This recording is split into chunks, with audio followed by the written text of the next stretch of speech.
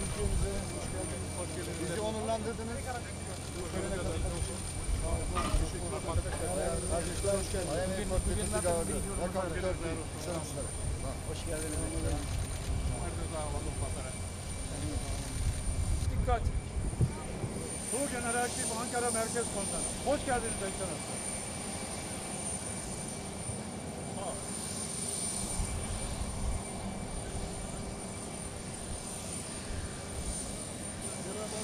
Su!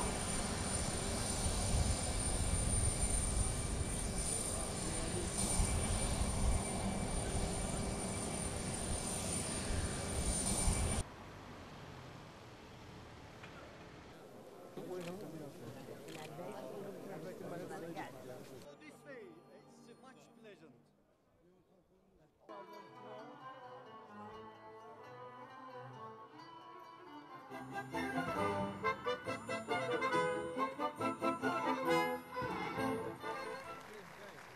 Nasrun minallahi ve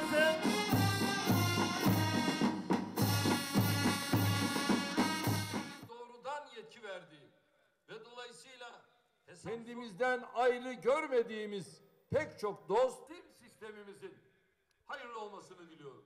Bizi yapacak, çarşamba günü de NATO zirvesi için kanat geren aziz milletimize Serkan nerede? Serkan. Şu arkadaki kamerayı yapmak için. Arkadaki kamerayı geçmesi. Karşıda adam saatlerdir.